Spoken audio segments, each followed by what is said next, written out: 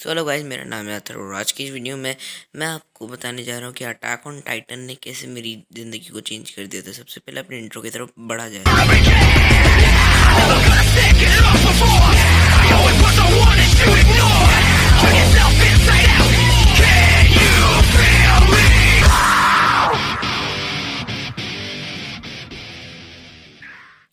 After watching, जब मैंने attack on Titan पहली बार देखा था, और वैसे मैं आपको बताऊं कि मुझे सजेशन किसने दिया था। मुझे सजेशन किसी ने नहीं दिया था।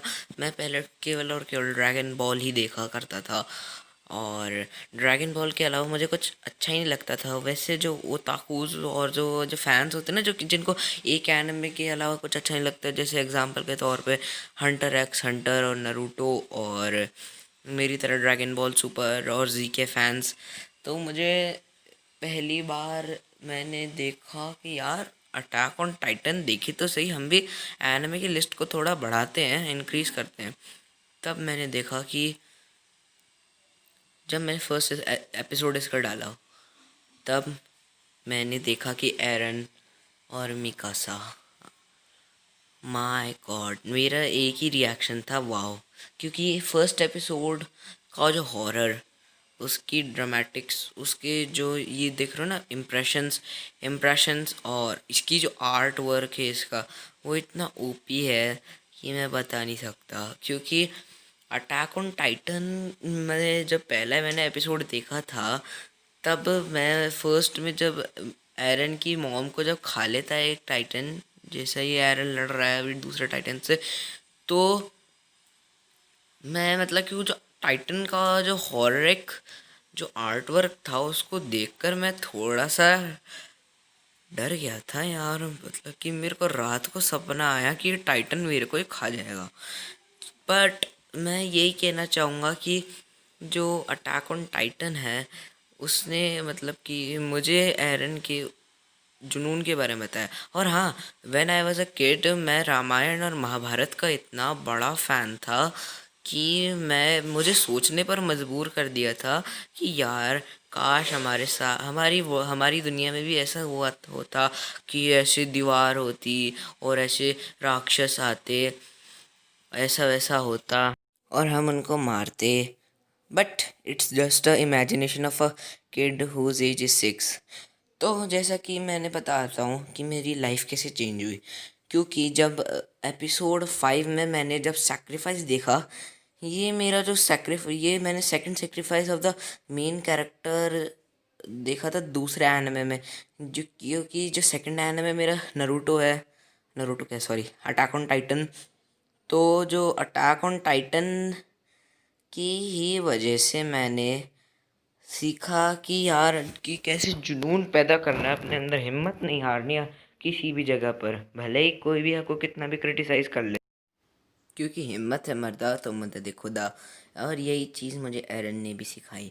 क्योंकि एरन ने जब अपनी ट्रेनिंग में था कैडेट कॉप्स 132 कॉप्स में, जैसे एनसीसी में होता है ना कैडेट कॉप्स, उसी की तरह, तो उसने सिखाया कि इरादे सबसे मज़बूत होते हैं। अगर आपके इरादे सबसे मज़बूत होंगे तो आप कुछ भी कर सकते हो अपनी ज़िंदगी में। क्योंकि अगर आप अपनी विल पावर को खो दोगे तो आप क्या कर पाओगे। अब जैसे कोई यूट्यूबर है, उसके 10 सब्सक्राइबर्स हैं, तो उसे हिम्मत नहीं हारनी है। जैसे कि मैं कल अपने फ्रेंड्स के साथ खेलने गया था, तो मेरा एक फ्रेंड है नेम्ड कृष्णा। वो मेरा एक बहुत अच्छा फ्रेंड है, मुझे कई चीज़ों में वो अच्छी एडवाइस देता है। तो उसने मुझे कहा कि यार तुझे हिम्मत नहीं हारनी है, मतलब भले ही तेरे 10 सब्सक्राइबर हों, लेकिन तुझे मेहनत करती जानी है। तो उसने भी मेरे को एक एनिमे फ़ैन की तरह कहा। भले ही वो एनिमे फ़ैन नहीं है, वो गरीना फ्री फायर का ओपी प्लेयर है, वो बिल्कुल मस्त खेलता है, 25 किल्स करता है। लेकिन मैं तो यही कहना चाहता हूँ कि उसने मुझे जो सीख दी है, और भले ही कोई भी मेरा फ्रेंड उस मुझे क्रिटिसाइज़ करता था कि तू तो कुछ नहीं कर सकता, बेकार खेलता है, लेकिन कृष्णा ने मुझे बताया कि हाँ आथर, तू कर सकता है, तू अच्छी एडवाइस देता है और अच्छा खेल सकता है। तो उसी से अब मैं धीरे धीरे क्रिकेट खेलना सीख रहा हूँ। और और मुझे ये मतलब कि अब मैं बात करता हूँ आर्मिन आर्लेट के बारे में। तो आर्मिन आर्लेट कौन है? तो आर्मिन आर्लेट वो है मतलब कि जैसे सर्कल होता है ना, फ्रेंड सर्कल, जैसे मिकासा और एरन और आर्मिन आर्लेट।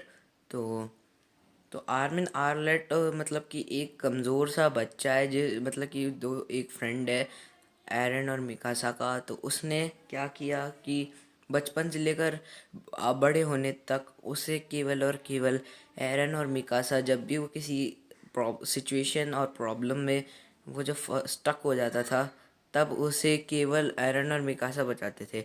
लेकिन जब एरन, मिकासा और आर्मिन जब तीनों फंस गए थे कैनन्स के बीच में, जब उन्हें तोपों से उड़ा दिया जाने वाला था, तब केवल वो आर्मिन ही था जिसने अपने फ्रेंड्स को बचाने के लिए एक सेक्रीफाइस देने को तैयार हो गया था। तो ये है कि मतलब कि मुझे आर्मिन ने ये सिखाया कि अगर सिचुएशन थोड़ी सी सीरियस हो जाए तो आपको अपनों अपनी फैमिली और जो आपकी क्लोज़ फ्रेंड्स हैं उनके लिए सेक्रीफाइस देने में भी कोई हर्ज नहीं करना चाहिए। और मिकासा ने मुझे ये सिखाया कि अगर आप सिचुएशन मतलब कि किसी भी गहरी सिचुएशन में फंस जाओ, तो आपको किसी भी चीज़ में आपको सरवाइव करते रहना है।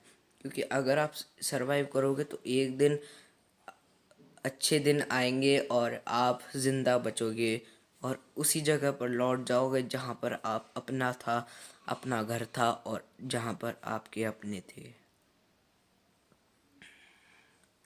और ये मुझे ये भी सिखाया मिकासा ने कि अगर सिचुएशन बुरी हो या अच्छी, आपको कभी भी हिम्मत नहीं हारनी है और कभी भी अपना और अपने दोस्तों का साथ नहीं छोड़ना। बट अपने इंट्रो की तरफ सबसे पहले बढ़ा जाए क्योंकि मुझे जाना है।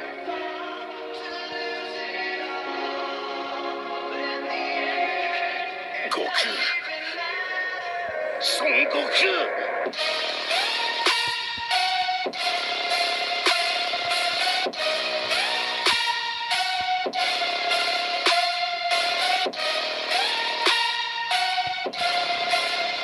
तो गाइस, आप मैं तो बस ये कहना चाहूँगा कि थैंक्स फॉर वॉचिंग और एनिमे देखते रहो।